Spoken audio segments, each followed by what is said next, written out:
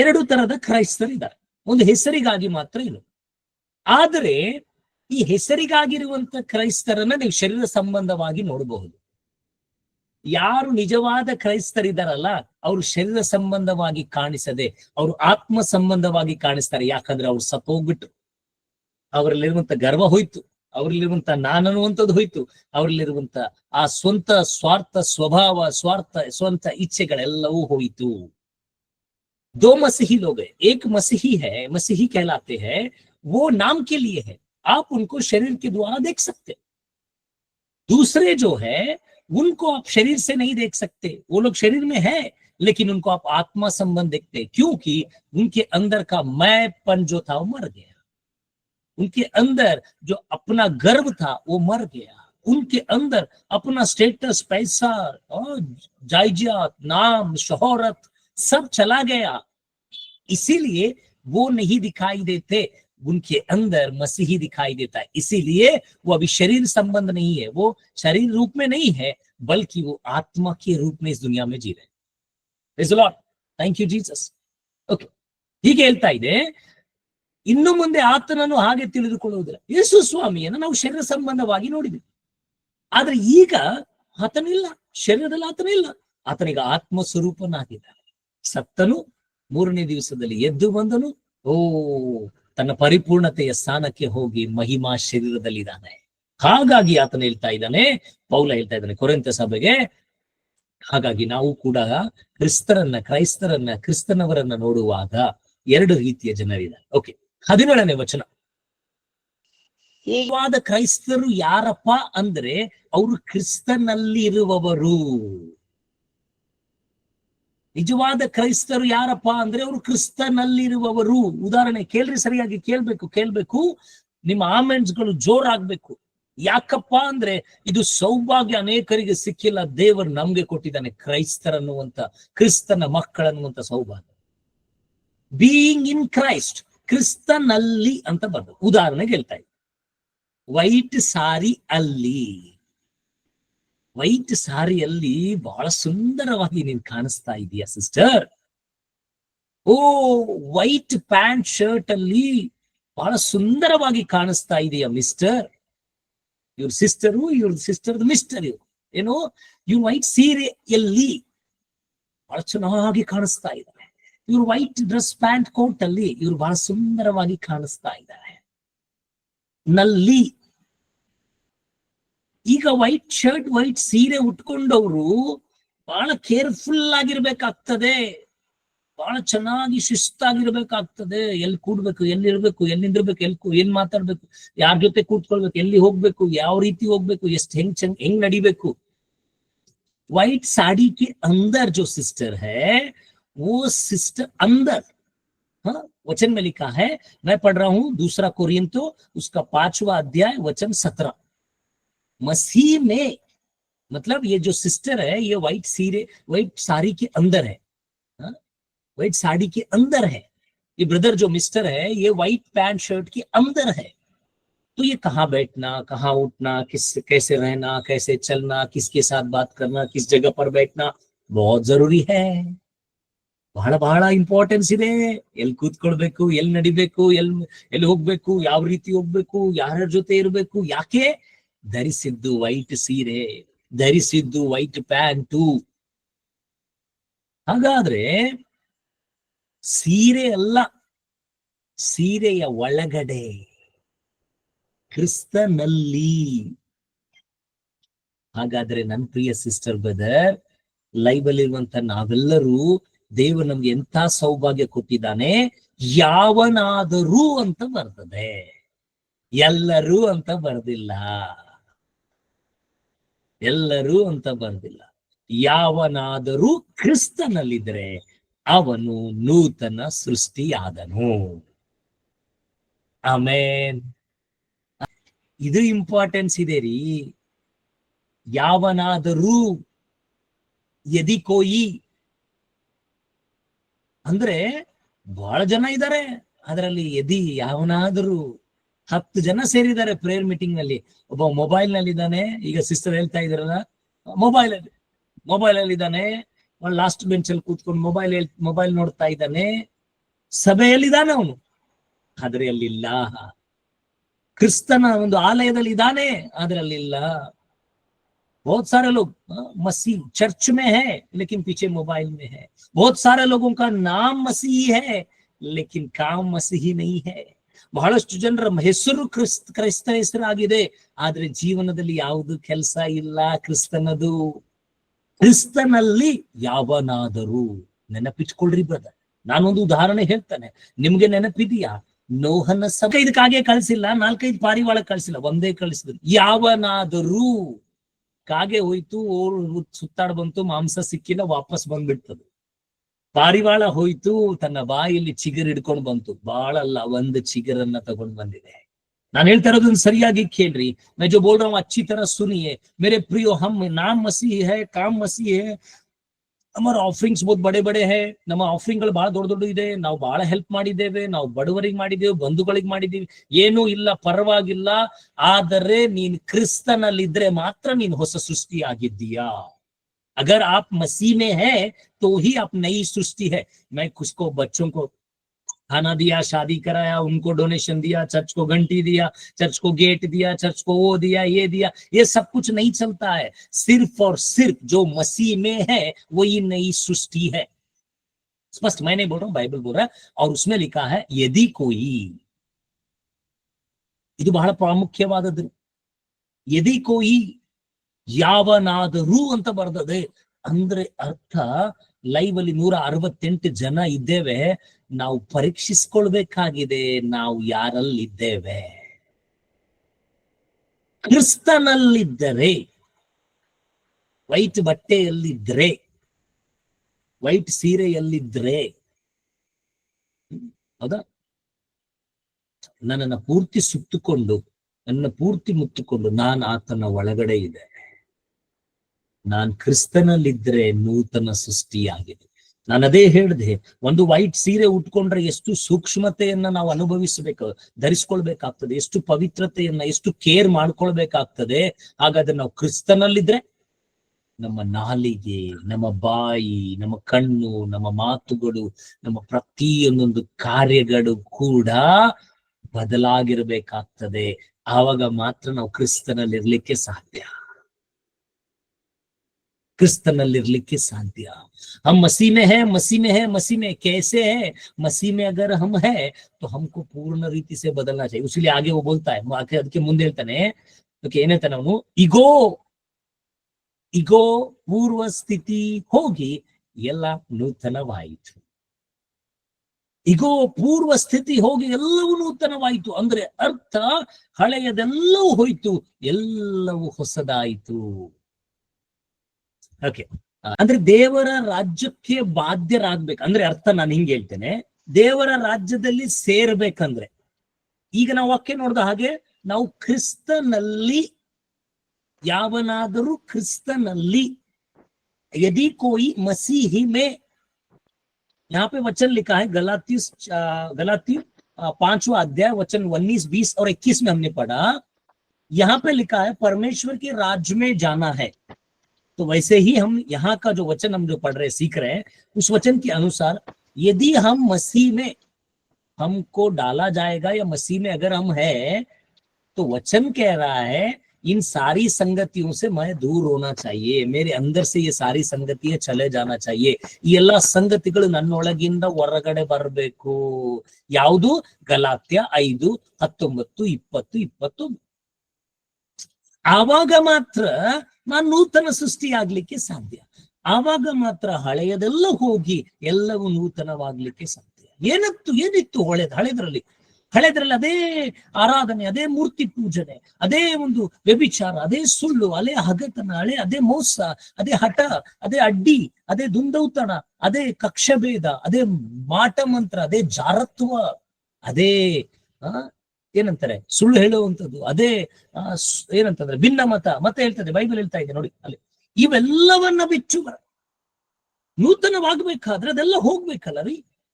ನೂತನವಾಗ್ಬೇಕಾದ್ರೆ ಅದು ಹಳೆಯದೆಲ್ಲ ಹೋಗ್ಬೇಕು, ಆವಾಗ ಮಾತ್ರ ನೂತನ.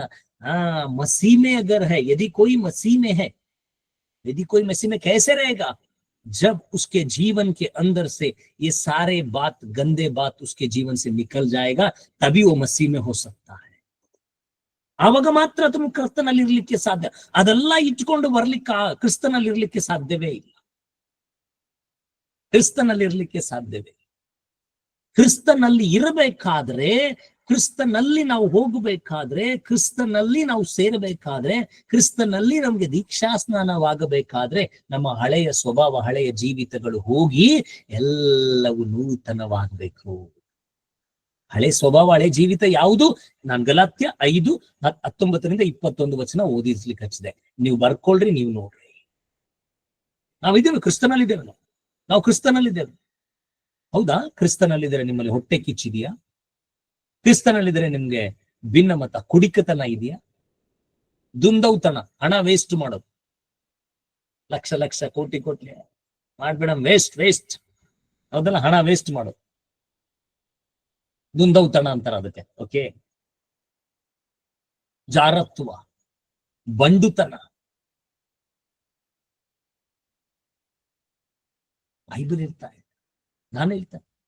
ಇದೆಲ್ಲ ಇಟ್ಕೊಂಡು ನಾನು ಕ್ರಿಸ್ತನಲ್ಲಿದ್ದೆ, ನಾನು ಕ್ರಿಶ್ಚಿಯನ್, ನಾನು ಜೀಸಸ್ ಅಂದ್ರೆ ಎಸ್ ಬೈ ಅಂದರ್ ಪಾರ್ಟಿ ವೈಸ್. ಸರ್ ಕೆಲವೊಬ್ರು ಹೇಳ್ತಾರೆ ಹಿಂಗೆ, ಸರ್ ನಾವು ಏನಿಲ್ಲ ಸರ್, ನಾವು ಕುಡಿಯಂಗಿಲ್ಲ, ಬಟ್ ಪಾರ್ಟಿ ವೈಸ್ ಒಂದ್ ಸ್ವಲ್ಪ ಕ್ರಿಸ್ಮಸ್ಗೆ ಯಾವ್ದು sir business minded, business partners ಜೊತೆ ಸ್ವಲ್ಪ ತೊಡಲೈತೆ ಸರ್, ಕುಚ್ ನೈ. ನೀವಿಲ್ಲ ಕ್ರಿಸ್ತನ್. ಯಾಕೆ? ಹಳೆ ಸ್ವಭಾವ ಯಾವುದೂ ಇರಬಾರ್ದು, ಎಲ್ಲವೂ ನೂತನವಾಯಿತು. ಎಲ್ಲವೂ ಅಂತ ಬರ್ತದೆ, ಒಂದಲ್ಲ, ಎಲ್ಲವೂ ನೂತನವಾಯಿತು. ನಿಮ್ಮ ತಲೆ ನಡುನೆತ್ತಿಯಿಂದ ಹಿಡಿದು ಅಂಗಾಲಿನವರೆಗೂ ಎಲ್ಲವೂ ನೂತನವಾಗಿದೆ. ಯಾಕಂದ್ರೆ ಅವನೇ ಕ್ರಿಸ್ತನಲ್ಲಿರ್ಲಿಕ್ಕೆ ಸಾಧ್ಯ. मसीह में यदि कोई मसीह में है, वो नई सृष्टि है. कब? जब उसके जीवन से वो सारी संगतियां जाएंगी जो वचन में लिखा है. जो वचन में ಸ್ಥಿತಿ ಎಲ್ಲವೂ ಹೋಗಿ ನೂತನ ಏನಾಗಿದೆ. ಮೊದಲು ಹೊಡಿತಾ ಇದ್ದೀನಿ, ಈಗ ಹೊಡಿತಾ ಇಲ್ಲ, ಬಡಿತಾ ಇಲ್ಲ. ಅವನೇ ಕ್ರಿಸ್ತನ ಬಗ್ಗೆ ಹೇಳ್ತಾ ಇದ್ದಾನೆ. ಮೊದಲು ಅವನು ಅವನು ಕ್ರಿಸ್ತನನ್ನ ಅಂದ್ರೆ ಅವನು ಹೊಡಿಲಿಕ್ಕೆ ಬರ್ತಾ ಇದ್ದು. ಪೌಲ ತನ್ನ ಸಾಕ್ಷಿ ಹೇಳ್ತಾ ಇದ್ದಾನೆ. ಏನು? ಯಾರಿಗೆ? ಕ್ರಿಸ್ತನಲ್ಲಿರುವ ಯೂದಾಯ ಸೀಮೆಗೆ, ಕ್ರಿಸ್ತನಲ್ಲಿರುವಂತವರಿಗೆ ಅವನೇ ಈಗ ಬೋಧನೆ ಮಾಡ್ಲಿಕ್ಕೆ ಬರ್ತಾ ಇದ್ದಾನೆ. ಯಾಕೆ? ಅವನು ಬದಲಾದ. ಅದಕ್ಕೆ ಹಳೆಯದೆಲ್ಲವೂ ಹೋಗಿ ಎಲ್ಲವೂ ನೂತನವಾಯ್ತು. ಅವನಲ್ಲಿ ಹಳೆದೇನಿತ್ತು? ಅವನಿಗೆ ಕೋಪ ಇತ್ತು. ಯೇಸು ಅಂತ ಅಂದ್ರೆ ಹೊಡಿಬೇಕಂತ ಮೆತ್ತು. ಕರ್ತನ ಅಂದ್ರೆ ಹೊಡಿಬೇಕು ಅವನಿಗೆ. ಯೇಸು ಅಂದ್ರೆ ಪರವಾಗಿಲ್ಲ, ಕರ್ತನ ಅನ್ಬಾರ್ದು, ಯೇಸುವನ್ನ ದೇವ್ರಂತ ಅನ್ಬಾರ್ದು ಅಂತ ಸಿಟ್ಟುಕೊಳ್ತಾ ಇದ್ದನು ಪೌಲ ಸೌಲನಾಗಿದ್ದಾಗ. ಆದ್ರೆ ಅವನು ಬದಲಾಗಿದ್ದನು. ನಾನು ಅನೇಕರಿಗೆ ಹೇಳ್ತೇನೆ, ಅನೇಕರ ಹೆಸರು ಬದಲಾಯಿಸ್ತಾರೆ ದೀಕ್ಷಾಸ್ನಾನ ತಗೊಂಡ್ಮೇಲೆ. ಮೊದಲು ಹೆಸರು ಬದಲಾಯಿಸ್ಲಿಕ್ಕೆ, ನೀವು ಹೆಸರು ಬದಲಾಯಿಸೋದ್ರಿಂದ ಏನಾಗೋದಿಲ್ಲ, ನೀವು ಬದಲಾಗ್ಬೇಕ್ರಿ. ಆವಾಗ ಮಾತ್ರ ನಿಮ್ಮ ಜೀವನಕ್ಕೆ ಹೆಸರು ಸಾಕ್ಷಿಯಾಗಿದೆ. ಸೌಲನು ಪೌಲನಾಗಬೇಕಾದ್ರೆ ಆ ಒಂದು ಜೀವನ ಬದಲಾದದ್ದು ಬಹಳ ಪ್ರಾಮುಖ್ಯವಾಗಿದೆ. ಅದು ನೂತನ ಸೃಷ್ಟಿಯಾಗಿದೆ. ಹೋಗಿ ಪ ಬಂತಲ್ಲ, ದಿಂದ ಪ ವರೆಗೆ ಎಷ್ಟು ನಂಬರ್ ಇದೆ ನೋಡಿ, ಅಷ್ಟು ಬದಲಾವಣೆ ಬಂತು. ನಾನು ಉದಾಹರಣೆಗೆ ಹೇಳ್ತಾ ಇದ್ದೇನೆ. बहुत सारे लोग क्या करते हैं, 32वां लेने के बाद नाम चेंज कर देते, शादी करने के बाद नाम चेंज कर लेते. नहीं, आप नाम चेंज करेंगे नहीं करेंगे मुझे नहीं मालूम, लेकिन अगर नाम चेंज करने से अच्छा है आपका जिंदगी बदल दो. आपकी जिंदगी को चेंज करो, क्योंकि परमेश्वर आपकी जिंदगी को देखकर काम कर रहा है. ನಿಮ್ಮ ಹೆಸರು ನೋಡಿ, ನನ್ನ ಹೆಸರು ನೋಡಿ ಮಾಡೋದಿಲ್ಲ ದೇವರು. ಅದಕ್ಕೆ ಅವನು ಹೇಳ್ತಾನೆ, ಎಲ್ಲವೂ ನೂತನವಾಯಿತು, ಹಳೆಯದೆಲ್ಲವೂ ಹೋಗಿ. ಈಗ ಅವನು ಹೇಳ್ತಾನೆ ನೋಡಿ, ಈಗ ಪೂರ್ವ ಸ್ಥಿತಿ ಏನಿತ್ತು? ಇವತ್ತು ಲೈವ್ ಅಲ್ಲಿ ಇರುವಂತ ನಮ್ಮ ಪೂರ್ವ ಸ್ಥಿತಿ ಏನಿದೆ? ಅದೇ ಜಾತ್ರೆಗಳಿಗೆ ಹೋಗ್ತಿದೀವಿ, ಇವತ್ತು ಜಾತ್ರೆಗಳಿಗೆ ಹೋಗ್ತೀವಿ. ಅದೇ ಕ್ಯಾಂಡಲ್ ಹಚ್ತಿದೀವಿ, ಇವತ್ತು ಕ್ಯಾಂಡಲ್ ಹಚ್ತೀವಿ. ಅವಾಗೂ ಫೋಟೋ ಮುಂದೆ ಕೈ ಜೋಡಿಸ್ತಿದೀವಿ, ಈಗೂ ಫೋಟೋ ಮುಂದೆ. ಪೂರ್ವ ಸ್ಥಿತಿ ಏನಿದೆ? ಅವಾಗ ಹುಡುಕ್ತಿದೀವಿ, ಯಾರಾದ್ರೂ ಬರ್ರಿ ಪ್ರೇಯರ್ ಮಾಡ್ರಿ, ನಮ್ಗೆ ಅದು ಹಾಗೆ, ನಮ್ಗೆ ಇದಾಗೆ, ಈಗೋದೇ ಮಾಡ್ತಾ ಇದೀವಿ. ಅರೆ ದೇವರು ಸ್ವತಃ ಇಳಿದು ಬಂದಿದ್ದಾನೆ, ನಿನ್ನನ್ನ ಕೂಗ್ತಾ ಇದ್ದಾನೆ.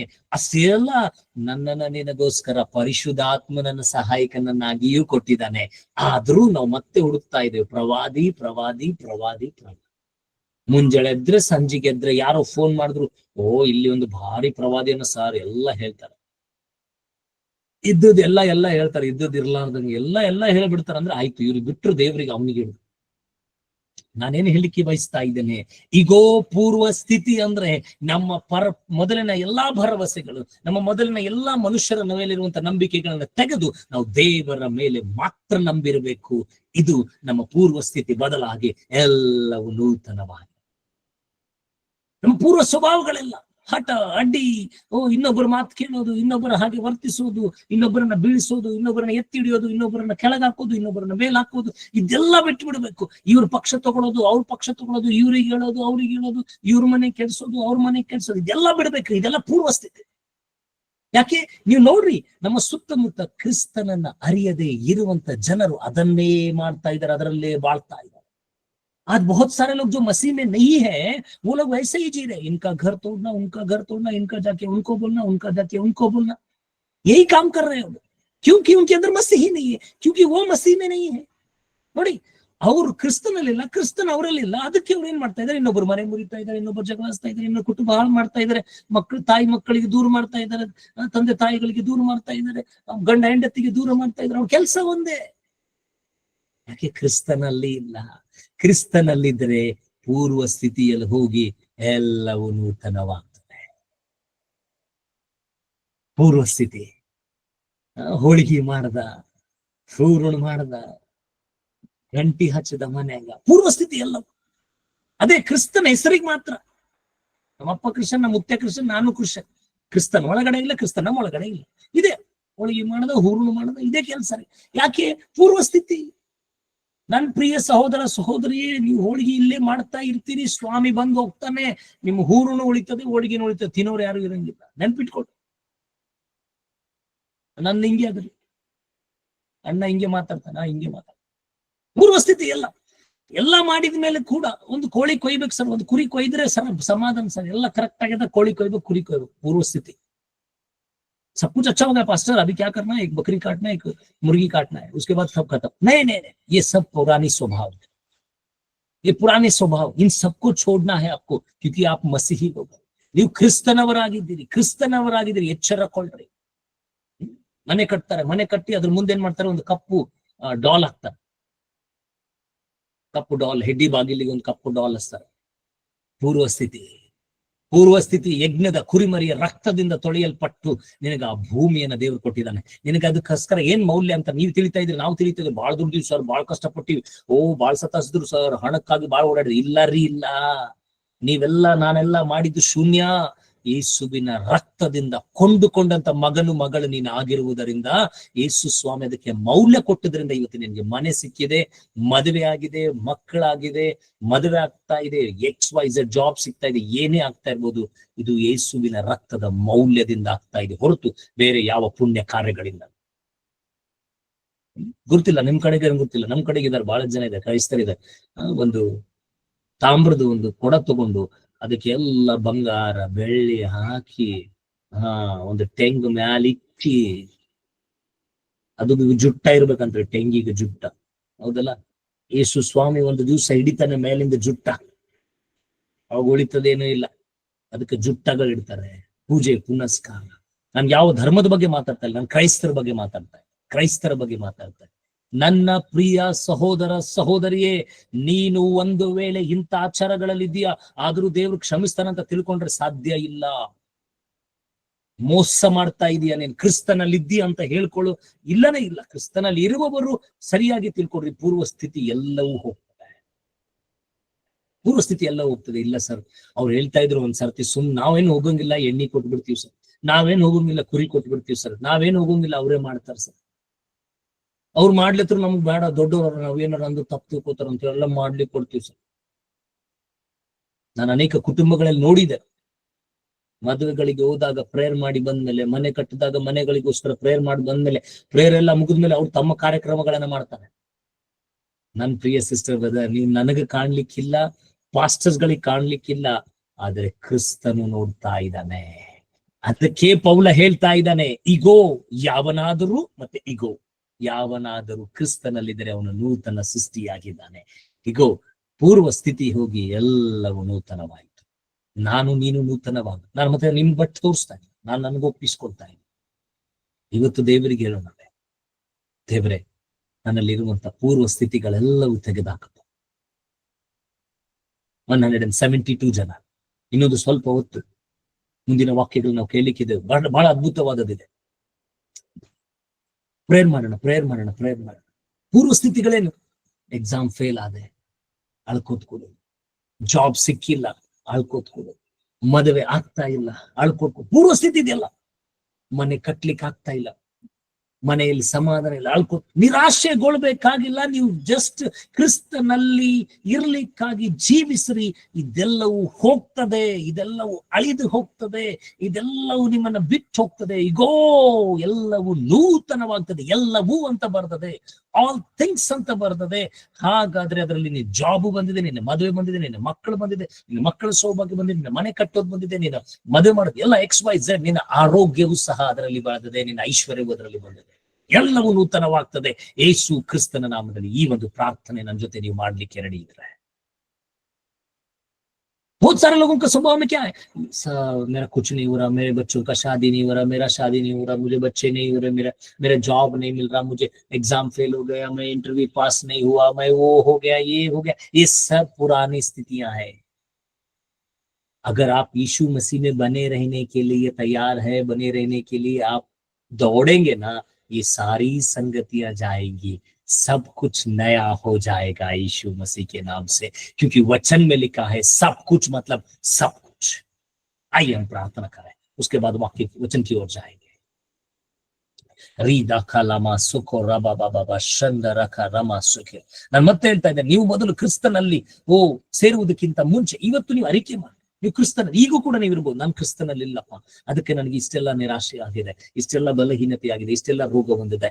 ಒಪ್ಪಿಸಿಕೊಡ್ರಿ ಕ್ರಿಸ್ತನಿಗೆ. ಹೇಳ್ರಿ, ದೇವ್ರೆ ಇವತ್ತು ನಾನು ನಿನ್ನಲ್ಲಿ ಬರಬೇಕು. ಕ್ರಿಸ್ತನಲ್ಲಿ ಯಾವನಾದರೂ ಕ್ರಿಸ್ತನಲ್ಲಿದ್ದಾರೆ ಅಂತ ಪರಿಶುದ್ಧಾತ್ಮನ ಹೇಳ್ರಿ. Thank you Jesus. ನೋಡಿ, ಪರಿಶುದ್ಧಾತ್ಮ ನಮಗೆ ಸಹಾಯಕನಾಗಿ ದೇವರು ಕೊಟ್ಟಿದ್ದಾನೆ. ನಾವು ಪರಿಶುದ್ಧಾತ್ಮನಿಗೆ ಹೇಳೋಣ, ನನ್ನನ್ನ ಕ್ರಿಸ್ತನೊಳಗಡೆ ಮುಳುಗಿಸು, ನನ್ನನ್ನ ಕ್ರಿಸ್ತನೊಳಗಡೆ ಹಾಕು, ಕ್ರಿಸ್ತನಲ್ಲಿ ನನ್ನನ್ನ ಬೇರು, ಕ್ರಿಸ್ತನಲ್ಲಿ ನನ್ನನ್ನ ನೀನು ಬಿತ್ತು ಎಂಬುದಾಗಿ ಹೇಳೋಣ. ಬನ್ನಿ ರೀ ಲಾ ಕೋ ರಬ. ನೋಡಿ, ನಿಮ್ಮ ಶರೀರದಲ್ಲಿ ಅನಾರೋಗ್ಯ, ನಿಮ್ಮ ಮನಸ್ಸಿನಲ್ಲಿ ಅಸಮಾಧಾನ, ನೀವು ಬಹಳಷ್ಟು ರೋಗ ಬಲಹೀನತೆಗಳಿಂದ ಕೂಡಿರಬಹುದು. ನೀವು ಪರಿಶುದ್ಧಾತ್ಮನಿಗೆ ಹೇಳ್ರಿ. ಹಾಗಾದ್ರೆ ಪರಿಶುದ್ಧಾತ್ಮನ ಏನ್ ಮಾಡ್ತಾನೆ? ನಿಮ್ಮಿಂದ ಯಾವುದು ತೆಗಿಬಹುದು ನೀವು ಬಾಯಿಂದ ಅರಿಕೆ ಮಾಡ್ರಿ. ಯಾವುದು ದೇವರಾತ್ಮನಿಂದ ತೆಗಿಬೇಕು ನಿಮ್ಗೆ ಗುರ್ತಿಲ್ಲ, ನನಗ್ ಗುರ್ತಿಲ್ಲ, ಅದನ್ನೆಲ್ಲ ದೇವರಾತ್ಮನ ತೆಗಿತಾನೆ. ಮತ್ತೆ ನಮ್ಮನ್ನ ಕ್ರಿಸ್ತನಲ್ಲಿ ಬಿತ್ತುತ್ತಾನೆ, ನಮ್ಮನ್ನ ಕ್ರಿಸ್ತನಲ್ಲಿ ಬಿತ್ತುತ್ತಾನೆ. ಬನ್ನಿ ಬೇಗ ಪ್ರೇಯರ್ ಮಾಡೋಣ. ರೀ ಲಾ ಕೋ ರಬಾ ಬಾಬಾ ಶೆಖೆ ರಿಕಾ ದೋರುಕೋ ಮೇಲ ಹುದುರು ಸಂದರದೆ ನಹ ಸೇರಿಕಾಂದರು. ನಾನು ಮತ್ತೆ ಹೇಳ್ತಾ ಇದ್ದೇನೆ, ಶರೀರದಲ್ಲಿ ಕೆಲವೊಂದು ನೋವುಗಳು ಬಾಧೆಗಳು ಇರುವುದಾದ್ರೆ, ಇವತ್ತು ನೀವು ಕ್ರಿಸ್ತನಲ್ಲಿರುವುದಾದ್ರೆ, ನೀವು ಈ ಪ್ರಾರ್ಥನೆ ಮಾಡುವುದಾದ್ರೆ, ಕ್ರಿಸ್ತನಲ್ಲಿರುವವರು ನೂತನ ಸೃಷ್ಟಿ. ನನ್ನನ್ನು ಕ್ರಿಸ್ತನಲ್ಲಿ ಹಾಕಿಸುವ, ನನ್ನಲ್ಲಿ ಕ್ರಿಸ್ತನಲ್ಲಿ ಬಿತ್ತು. ಮುಜೆ ಪರಮೇಶ್ವರ್ ಯೀಶು ಮसीह, पवित्रात्मा मुझे यीशु मसीह में बो, यीशु मसीह में डाल. मैं पूरा नहीं, मैं कुछ भी नहीं दिखना चाहता हूं, मैं यीशु मसीह में मुझे दिखाई देना चाहता हूं. मैं यही चाहता हूं, ನನ್ನೊಳಗಡೆ ನಾನು ಕಾಣಿಸ್ಬಾರ್ದು. ಈಗ ನಾನು ಮುಳುಗಿ ಹೋಗ್ಬೇಕು ಕ್ರಿಸ್ತನಲ್ಲಿ, ನಾನು ಕ್ರಿಸ್ತನಲ್ಲಿ ಹೋಗ್ಬಿಡ್ಬೇಕು, ಕ್ರಿಸ್ತನೇ ಕಾಣಿಸ್ಬೇಕು ನನ್ನಲ್ಲಿ. ಈಗ ನನ್ನ ರೋಗ ಕಾಣಿಸ್ಬಾರ್ದು, ಈಗ ನನ್ನ ಕಾಯಿಲೆ ಕಾಣಿಸ್ಬಾರ್ದು, ನನ್ನ ಬಲಹೀನತೆ ಕಾಣಿಸ್ಬಾರ್ದು, ಕ್ರಿಸ್ತನ ಕಾಣಿಸ್ಬೇಕು, ಯೇಸು ಕಾಣಿಸ್ಬೇಕು, ಯೇಸು ಸ್ವಾಮಿ ಕಾಣಿಸ್ಬೇಕು.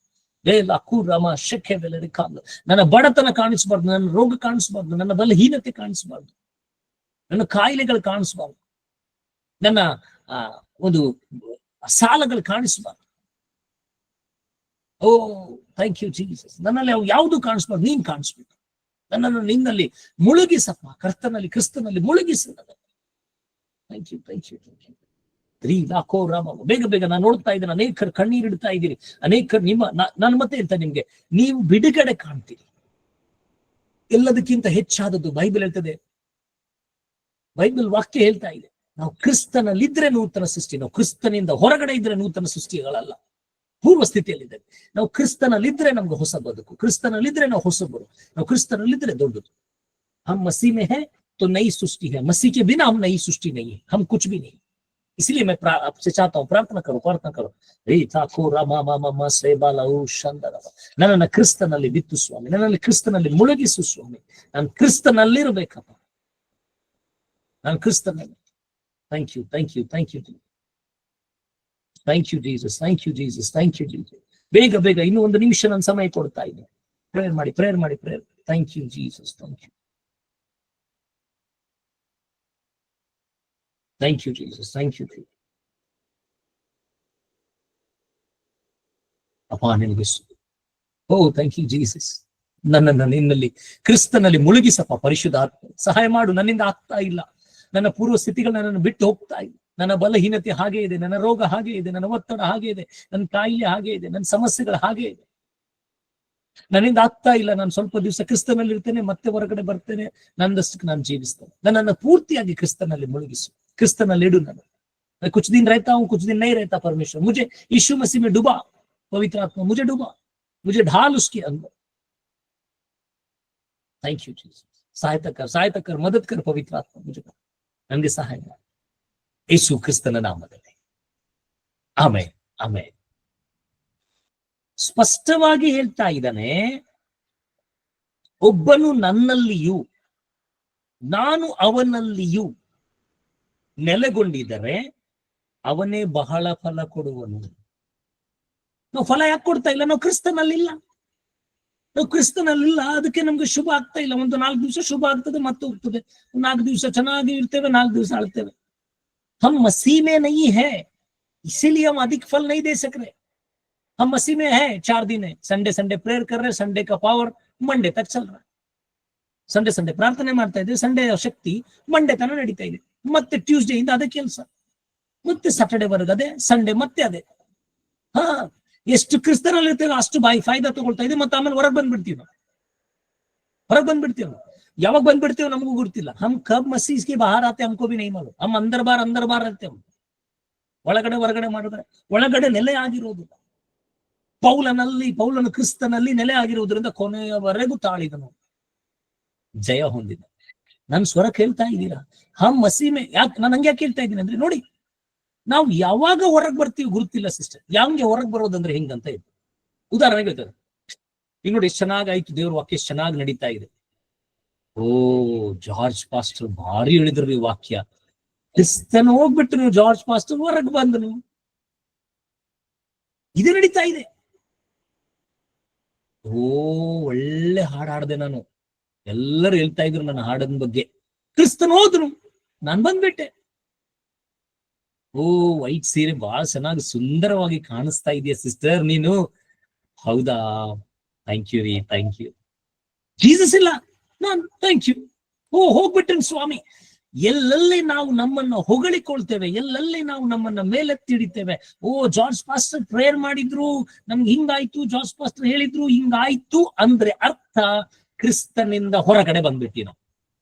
ಕ್ರಿಸ್ತನಲ್ಲಿಲ್ಲ ನಾವು. ಯಾಕೆ? ನಾವು ಕ್ರಿಸ್ತನಲ್ಲಿದ್ರೆ ಯಾವಾಗಲೂ ಆತನ ಗುಣಗಾನ, उसकी ही तारीफ, उसकी ही महिमा, उसका ही नादर, क्योंकि वो नहीं केवल मसीही दिखाई देना चाहिए. ಓಕೆ, ಉದಾಹರಣೆಗೆ ನಾನು ಹೇಳ್ತಾ ಇದ್ದೇನೆ. ಓಕೆ,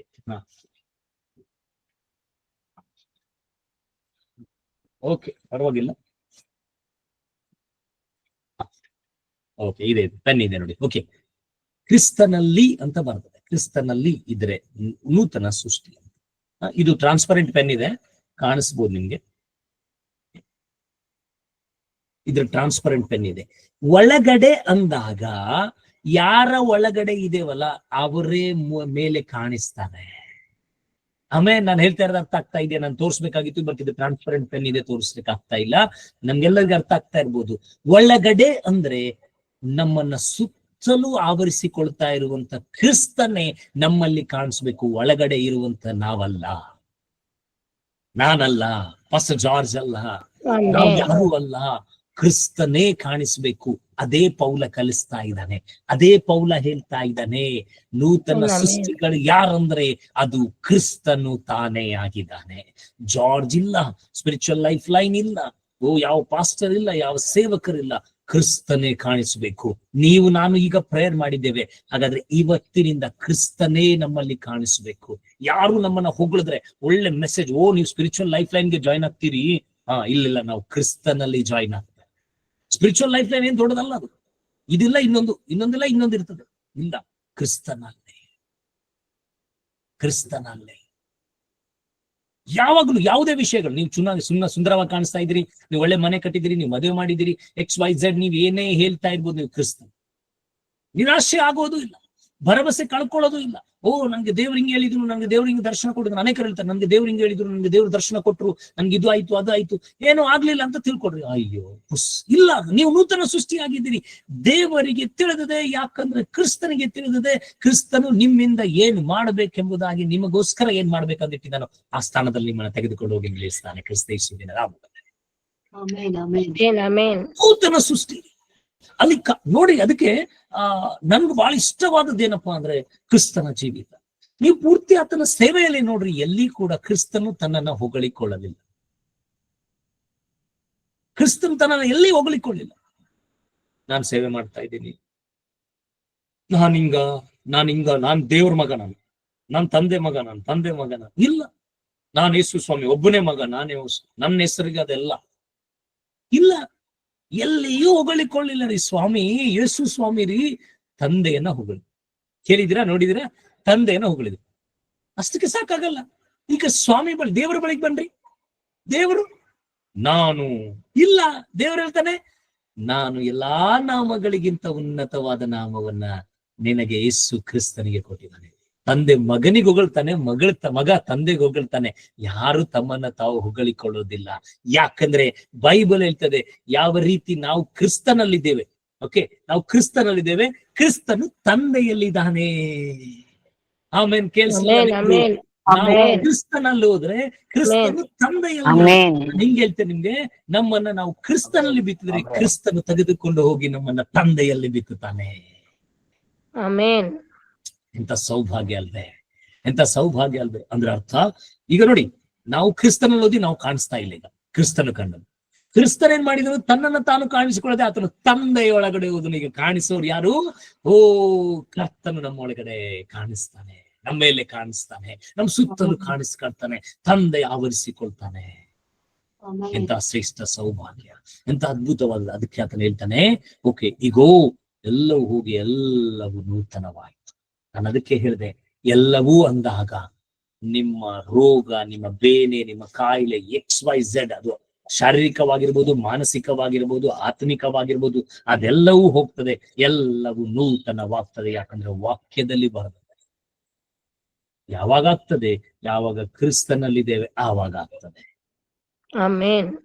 ಓಕೆ, 18ನೇ ವಚನ ಮುಗಿಸ್ತೇನೆ ನಾನು. 18ನೇ ವಚನಕ್ಕೆ ಓಕೆ, 2 Corinthians chapter 5 verse 19. 18. ದೇವರಿಂದಲೇ ಉಂಟಾದುದು, ಆತನು ಕ್ರಿಸ್ತನ ಮೂಲಕ ನಮ್ಮನ್ನು ತನಗೆ ಸಮಾಧಾನಪಡಿಸಿಕೊಂಡು ಸಮಾಧಾನ ವಿಷಯವಾದ ಸೇವೆಯನ್ನು ನಮಗೆ ಅನುಗ್ರಹಿಸಿದ್ದಾನೆ. ಓ, ಪೌಲ ಏನ್ ಹೇಳ್ತಾ ಇದೆ ನೋಡಿ, ಇದೆಲ್ಲ ದೇವರಿಂದಲೇ ಉಂಟಾದದ್ದು. ಅಪ್ಪ, ನೀವು ಅಪೊಸ್ತಲರ ಕೃತ್ಯಗಳನ್ನ ಓದಿದ್ರೆ ಪೌಲ ಎಷ್ಟು ಕಷ್ಟಪಟ್ಟಿದ್ದಾನಂತ ನಿಮ್ಗೆ ಗೊತ್ತು. ಹಾವು ಕಡ್ದದೆ, ಇನ್ನೊಂದು ಕಡೆ ಇದು ಕಳೆದದ್ದು, ಅಲ್ಲಿಂದ ಇಲ್ಲಿ ಹೊಡೆದ ಬಿಸಾಡಿದ್ರು, ಅಲ್ಲಿಂದ ಅಲ್ಲಿ ಬಿಸಾಡಿದ್ರು, ಇಲ್ಲಿಂದ ಅಲ್ಲಿ ಒದಿತಾರೆ, ಅಲ್ಲಿಂದ ಇಲ್ಲಿ ಒದಿತಾರೆ. ಇಷ್ಟೆಲ್ಲ ಕಷ್ಟಪಟ್ಟು ಅವ್ನು ಹೇಳ್ತಾ ಇಲ್ಲ ನನ್ನಿಂದ ಆಯ್ತು ಅಂತ. ಅವ್ನು ಹೇಳ್ತಾನೆ ಇದೆಲ್ಲ ಆದದ್ದು ದೇವರಿಂದಲೇ. ಸೊ ನಾನು ಏನ್ ಕಷ್ಟಪಟ್ಟಿದ್ದೀನಿ ಅಂದ್ರೆ, ಮಿನಿಸ್ಟ್ರಿ ಮಾಡ್ಬೇಕಾದ್ರೆ ನಾನು ಹಿಡ್ಕೊಂಡು ಹೇಳ್ತಾ ಇದ್ದೆ. ನಾವ್ ಹೇಳ್ತೀವಲ್ಲ, ಬಾಳ್ ಕಷ್ಟಪಟ್ಟಿನ್ರಿ, ಎಕ್ಸ್ಪೀರಿಯನ್ಸ್ ಇದೆ ನನ್ಗ, ಇಷ್ಟು ಕಷ್ಟಪಟ್ಟಿನಿ, ಇದೆಲ್ಲ ಆಗೋದಿಲ್ಲ. ದೇವರಿಲ್ಲ, ಕ್ರಿಸ್ತನಲ್ಲಿರುವವನು ಕ್ರಿಸ್ತನನ್ನ ಪ್ರಚುರ ಪಡಿಸ್ತಾನೆ. ಅದಕ್ಕೆ ಅವನು ಹೇಳ್ತಾ ಇದ್ದಾನೆ, ಇದೆಲ್ಲ ಉಂಟಾದದ್ದು ದೇವರಿಂದಲೇ. ಆಮೇಲೆ ಮುಂದೆ ಹೇಳ್ತಾನೆ, ಆತನು ಕ್ರಿಸ್ತನ ಮೂಲಕ ನಮ್ಮನ್ನು ತನಗೆ ಸಮಾಧಾನ ಪಡಿಸಿಕೊಂಡು. ಕ್ರಿಸ್ತನ ಮೂಲಕ ನಮಗೆ ಸಮಾಧಾನ ಪಡಿಸಿದನ್ರಿ ದೇವರು. ನಾವು ತಂದೆ ಕನಿಕರವುಳ್ಳವನೇ ಅನ್ನಬಹುದು, ಅಪಾ ತಂದೆ ಅಂತ ಕೂಗಬಹುದು.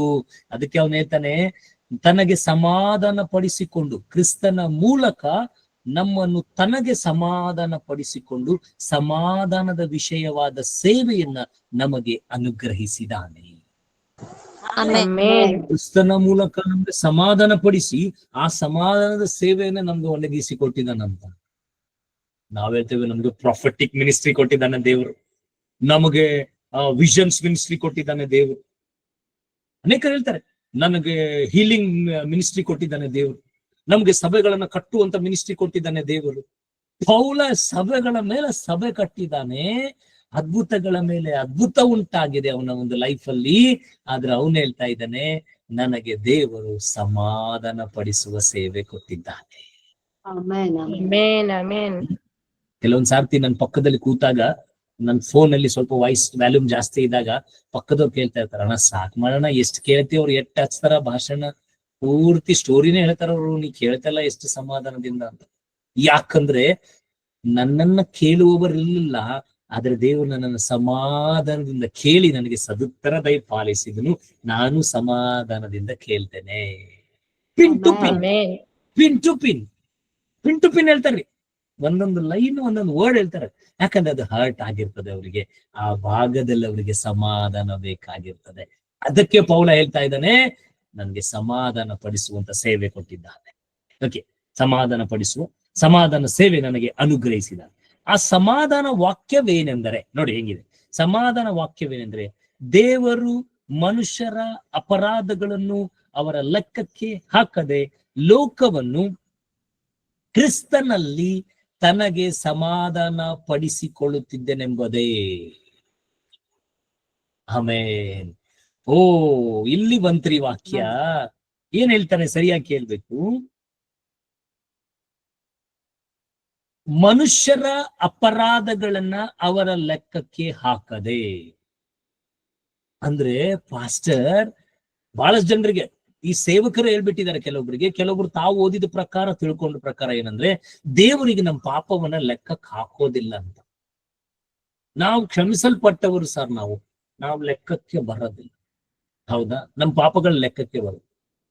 ನಿಮ್ಮಲ್ಲಿ ಲೈಸೆನ್ಸ್ ಇದೆ, ಬೈಕು ಇದೆ, ಇನ್ಶೂರೆನ್ಸು ಇದೆ, ಬೈಕು ಚೆನ್ನಾಗಿದೆ, ಎಲ್ಲ ಇದೆ ನಿಮ್ಗೆ. ಆದ್ರೆ ನೀವು ಅದೆಲ್ಲ ಇದೆ ಅಂತ ಹೇಳಿ ನೀವು ಸಿಗ್ನಲ್ ಕ್ರಾಸ್ ಮಾಡ್ತಾ ಇದ್ರೆ ಪೆನಾಲ್ಟಿ ಬೀಳೋದಿಲ್ವಾ? ನೀವು ರ್ಯಾಶ್ ಆಗಿ ಬೈಕ್ ಅನ್ನ ನಡೆಸ್ತಾ ಇದ್ರೆ ಆಕ್ಸಿಡೆಂಟ್ ಆಗೋದಿಲ್ವಾ? ಹಾಗೆಯೇ ನಾನು ಕ್ರಿಸ್ತನಲ್ಲಿದ್ದೀನಿ, ನಾನು ದೀಕ್ಷಾಸ್ನಾನ ತಗೊಂಡಿದ್ದೀನಿ, ನಾನು ಪರಿಶುದ್ಧಾತ್ಮನ ದೀಕ್ಷಾಸ್ನಾನ ಆಗಿದೆ, ಹಾಗಾದ್ರೆ ನನ್ಗೆ ಯಾವ ನ್ಯಾಯ ತೀರ್ಪು ಇಲ್ಲ ಅಂತಂದ್ರೆ ನೀವು ತಪ್ಪಾದಂತ ಎಣಿಕೆಯಲ್ಲಿದ್ದೀರಿ. ಯಾಕಂದ್ರೆ ತೆಗೆದುಕೊಂಡದ್ದಕ್ಕಿಂತ ನಡೆದು ಸೇರಬೇಕಾದ ಸ್ಥಳದವರೆಗೂ ನಡೆಯಬೇಕಾದಂತ ಮಾರ್ಗ ಏನಿದೆಯಲ್ಲ, ಅದರ ಒಳಗಡೆ ನೀನು ಪರಿಶುದ್ಧನು, ನಿಷ್ಕಳಂಕ, ನಿರ್ದೋಷಿಯಾಗಿ ನಡೆಯಿದ್ರೆ ಮಾತ್ರ ನಿನಗೆ ನ್ಯಾಯ ತೀರ್ಪು ಇರೋದು. ಇಲ್ಲಿಲ್ಲ ಸರ್, ಮುಗಿತ್, ನಾವು ಕ್ರಿಶ್ಚಿಯನ್ ಆಗಿ ಹುಟ್ಟಿದೀವಿ ಅಂದ್ರೆ ಮುಗಿದೈತ್, ನಮ್ಗೆ ಏನು ಪಾಪ ಕ್ಷಮಾಪಣೆ ಎಲ್ಲ ಕ್ಷಮಿಸ್ಬಿಡ್ತಾನೆ ದೇವ್ರು. ಇಲ್ಲ, ನೀನ್ ಯಾವಾಗ ದೀಕ್ಷಾಸ್ನಾನ ತಗೊಂಡಿ, ನೀನು ಪರಿಶುದ್ಧಾತ್ಮನ ದೀಕ್ಷಾಸ್ನಾನ ತಗೊಂಡಿ ಅಂದ್ರೆ ಅರ್ಥ ನಿನ್ನ ಜೀವಿತದ ಎಲ್ಲಾ ಪೂರ್ವ ಸ್ಥಿತಿಗಳು, ಪಾಪಗಳೆಲ್ಲ ಕ್ಷಮಿಸಲ್ಪಟ್ಟು ಆ ದಿನ. ಅದಾದ್ಮೇಲೆ ಮಾಡಿದ್ದೆಲ್ಲ ತಿಳಿದು ಮಾಡಿದ್ದೆಲ್ಲ ಅದಕ್ಕೆ ನ್ಯಾಯ ತೀರ್ಪು. ಅದಕ್ಕೆ ಆತನ ಏನ್ ಹೇಳ್ತಾನೆ, ಮತ್ತೆ ಅಲ್ಲಿ ಒಂದು ಲೈನ್ ಹೇಳ್ತಾನೆ ಅವನು, ಅದಕ್ಕೆ ಹೇಳ್ತಾನೆ ಅವನು, ಅವರ ಲೆಕ್ಕಕ್ಕೆ ಹಾಕದೆ ಲೋಕವನ್ನು ಕ್ರಿಸ್ತನಲ್ಲಿ ತನಗೆ ಸಮಾಧಾನ ಪಡಿಸಿಕೊಳ್ಳುತ್ತಿದ್ದೆನೆಂಬುದೇ. ಎಲ್ಲಿ? ಕ್ರಿಸ್ತನಲ್ಲಿ. ಮತ್ತೆ ಬಂತು ಕ್ರಿಸ್ತನಲ್ಲಿ. ಅದಕ್ಕೆ ನಾನು ಹೇಳ್ತಾ ಇದ್ದೀನಿ, ದೊಡ್ಡ ಚರ್ಚ್. ಬಹಳ ಜನ ಹೇಳ್ತಾರೆ ನಮ್ ಚರ್ಚ್ ಬಹಳ ದೊಡ್ಡದು ಸರ್, ಏನ್ ಚರ್ಚ್ ಕಟ್ಟಿದಾರೆ ಸರ್, ಒಂದ್ ಸರ್ತಿ ಬಂದ್ ನೋಡ್ಬೇಕ್ರಿ ನೀವು ಅಂತ. ಅಪ್ಪ ದೇವ್ರಿ, ನಾನು ಹೇಳ್ತೇನೆ ಎಷ್ಟ್ ಜನ ಇದಾರ್ರಿ ಅಂದ್ರೆ, ಬಹಳ ಜನ ಇದಾರೆ ಸರ್ ಅಂತ. ಹೌದಾ? ಎಷ್ಟ್ ಜನ ರೆಗ್ಯುಲರ್ ಬರ್ತಾರೆ? ಸಂಡೇ ಸ್ವಲ್ಪ ಜನ ಬರ್ತಾರೆ ಸರ್, ಕ್ರಿಸ್ಮಸ್ ನೋಡ್ಬೇಕು ನಮ್ ಚರ್ಚ್ನ ಬಹಳ ಜನ ಬರ್ತಾರಂತ. ನಾನು ನಿಮ್ಗೆ ಖಂಡಿತವಾಗಿ ಹೇಳ್ತೇನೆ, ಆ ಬಹಳ ಜನ ಸರ್ ಈ ಸ್ವಾಮಿ ಬಂದಾಗ ಎತ್ತಲ್ಪಡ್ಲಿಕ್ಕೆ ಏನ್ ಸ್ವಲ್ಪ ಜನ ಬಂದಿರ್ತಾರಲ್ಲ ನಂಬರ್ ಎಣಿಕೆಯಿಂದ, ಅವ್ರು ಎತ್ತಲ್ಪಡ್ತಾರೆ. ಅದೇ ಉಪಾಧಿಯಲ್ಲಿ ಕ್ರಿಸ್ತನ ಬರೋಣದಲ್ಲಿ ಎಲ್ಲರೂ ಜೀಸಸ್ ಕ್ರೈಸ್ಟ್, ಕ್ರಿಶ್ಚಿಯನ್ ಏನಂತಂದ್ರೆ ಸರ್ಟಿಫಿಕೇಟ್ ಇದೆ, ನಡಿಪಾ ಜಾತ್ರಿ ಅದ ಅಂತ ಇಲ್ಲ. ಕ್ರಿಸ್ತನ ಆರಿಸಿಕೊಳ್ತಾನೆ ತನಗೆ ಬೇಕಾದವರನ್ನ. ಯಾರನ್ನ? ಯಾರು ಕ್ರಿಸ್ತನಲ್ಲಿದ್ದಾರೆ ಅವರೇ ಹೋಗ್ತಾನೆ. ಯಾರು जो कोई मसीह में है वही उठाए जाते, मसीह से बाहर जो है वो नहीं। हाँ, मसीह में थे, कुछ दिन के बाद बाहर आ गए, ದಿಮಾಗ್ ಬಾಗ್ನೆ ಲಗ. ಕೋಳಿಗಳು ಹೆಂಗ್ ಬರ್ತಾವ ನೋಡ್ರಿ ಗೂಡಿನಿಂದ ಹೊರಗಡೆ, ಫಸ್ಟ್ ಹೋಗ್ಬಿಡ್ತು, ಸಣ್ಣ ಇರ್ತಾವ, ಏನೂ ತಿಳಿಯಂಗಿಲ್ಲ, ಅಲ್ಲೇ ಮಕ್ಕೊಂಡಿರ್ತಾವ. ಸುಮ್ಮನೆ ಸ್ವಲ್ಪ ಕಣ್ಣು ತೆರ್ಲಿಕ್ಕೆ ಶುರು ಮಾಡಿದ್ರೆ, ಏನೋ ಕಾಣ್ಲಿಕ್ಕೆ ಶುರು ಮಾಡಿದ್ರೆ ಚುಂಚು ಅಂತ ಹೊರಗೆ ಬಂದ್ಬಿಡ್ತಾವ. ಹಂಗ ನಾವು ಕ್ರೈಸ್ತರು 8 ದಿವಸ ಪ್ರೇಯರ್, 8 ದಿವಸ ಪ್ರೇಯರ್ ಇಲ್ಲ. ಚರ್ಚ್ ಬೆಳಿಗ್ಗೆ ಪ್ರೇಯರ್ ಬಹಳ ಜನ ಮಾಡಂಗಿಲ್ಲ, ಬೈಬಲ್ ಓದಂಗಿಲ್ಲ, ಫ್ಯಾಮಿಲಿ ಪ್ರೇಯರ್ ಕೇಳೇಬೇಡ್ರಿ, ಏನೂ ಇಲ್ಲ. ಬಟ್ ಕ್ರಿಶ್ಚಿಯನ್ ನಾವೆಲ್ಲ ಚುಂಚು ಇದ್ದೀವಿ. ಹೊರಗಡೆ ಬಂದ್ರೆ ಏನಿದೆ? ಹಾನಿ ಇದೆ. ಕ್ರಿಸ್ತನ್ ಜೊತೆ ಹೋಗೋದಿಲ್ಲ. ಅದಕ್ಕೆ ಹೇಳ್ತಾನೆ ಕ್ರಿಸ್ತನಲ್ಲಿ ಸಮಾಧಾನ ಪಡಿಸಬೇಕೆಂಬುದೇ. ಕ್ರಿಸ್ತನಲ್ಲಿ, ಉದಾಹರಣೆಗೆ ನಾನು ಹಿಂಗೆ ಹೇಳ್ತೇನೆ, ನಾವು ಕ್ರಿಸ್ತನಲ್ಲಿದ್ರೆ ನಾವು ಎತ್ತಲ್ಪಡ್ತೇವೆ. ಕ್ರಿಸ್ತನ ಬರೋಣದಲ್ಲಿ ನಾವು ಎತ್ತಲ್ಪಟ್ರೆ ನಮ್ಗೆ ಸಮಾಧಾನದಿಂದ ನಾವು ಸ್ವಾಮಿ ಬಳಿಗೆ ಹೋಗ್ತೀವಿ. ಕ್ರಿಸ್ತನಲ್ಲೆಲ್ಲ ಅವನಿಲ್ಲೆಲ್ಲ ಚಂಚಲಗೊಳ್ತಾ ಇದ್ದಾನೆ. ರ್ಯಾಪ್ಚರ್ ಅಂತ ಒಂದು ಫಿಲ್ಮ್ ಇದೆ, ರ್ಯಾಪ್ಚರ್ ಅಂತ ಹೇಳಿ, ನೀವು ಯೂಟ್ಯೂಬ್ ಅಲ್ಲಿ ನೋಡ್ಬೋದು. ರ್ಯಾಪ್ಚರ್ ಅಂತ ಒಂದು ಫಿಲ್ಮ್, ಅದನ್ನ ನೋಡ್ರಿ ನೀವು. ಕಡೆ ದಿನಗಳಲ್ಲಿ ಕರ್ತನು ಎತ್ತಲ್ಪಡುವಂತ ದಿನ ಹೇಗಿರ್ತದೆ. ಈಗೇನೋ ಮನೆ ಕಟ್ಟಿಲ್ಲ, ಮದುವೆ ಆಗಿಲ್ಲ, ಮಕ್ಕಳಾಗಿಲ್ಲ, ಜಾಬ್ ಆಗಿಲ್ಲ, ಇಂಟರ್ವ್ಯೂ ಪಾಸ್ ಆಗಿಲ್ಲ, ಏನೋ ಎಕ್ಸಾಮ್ ಪಾಸ್ ಆಗಿಲ್ಲ ಅಂತೇಳಿ ನಿರಾಶೆ ಹಾಕೊಂಡು ಕುಯ್ಯಿ ಅಂತ ಮಾಡ್ಬೇಡ್ರಿ. ಪರವಾಗಿಲ್ಲ, ಇಂಟರ್ವ್ಯೂ ಪಾಸ್ ಆದವರು, ಜಾಬ್ ಮಾಡ್ತಾ ಇರೋರು, ಎಲ್ಲ ದೊಡ್ಡ ದೊಡ್ಡ ಪೊಸಿಷನ್ ಇರೋರು ಎಲ್ಲ ಇಲ್ಲೇ ಇರ್ತಾರೆ. ನೀನ್ ಕ್ರಿಸ್ತನ್ ರಾಜ್ಯಕ್ಕೆ ಸೇರುವಂತ ಯೋಗ್ಯತೆಗೆ ಬಂದಿ ಎಲ್ಲ ಸಾಕಷ್ಟೇ. ಇಲ್ಲಿ ಏನ್ ಬೇಕೆಲ್ಲ ಕೊಡ್ತಾನೆ ದೇವ್ರು ನಿಮ್ಗೆ, ಏನ್ ಬೇಕೆಲ್ಲ ಕೊಡ್ತಾನೆ, ನಿನ್ಗೆ ನಡೆಸ್ತಾನೆ. ನೀನ್ ಕ್ರಿಸ್ತನಲ್ಲಿ ಇರು ಸಾಕಷ್ಟೇ. ಒಂದು ಸಮಯ ಬರ್ತದೆ, ಪದವಿಯಲ್ಲಿ ಡ್ರೀಮ್ ಇತ್ತು, ನನ್ನ ಆಲೋಚನೆ ಇತ್ತು, ನಾನ್ ಬಯಸಿದೆ, ಪರವಾಗಿಲ್ಲ, ಬೇಡ, ಕ್ರಿಸ್ತನಲ್ಲಿ ಇದೆಯಲ್ಲ, ಈಗ ಕ್ರಿಸ್ತನ್ ಬಯಸಿದ್ದಾಗ್ಲಿ ಅಂತ ಪ್ರೇಯರ್ ಮಾಡಿ. ಓಕೆ, ಮುಂದೆ ಹೋಗೋಣ. ಅದನ್ನು ಸಾರುವ ಸೇವೆಗೆ ನಮ್ಮನ್ನ ನೇಮಿಸಿದಾನೆ.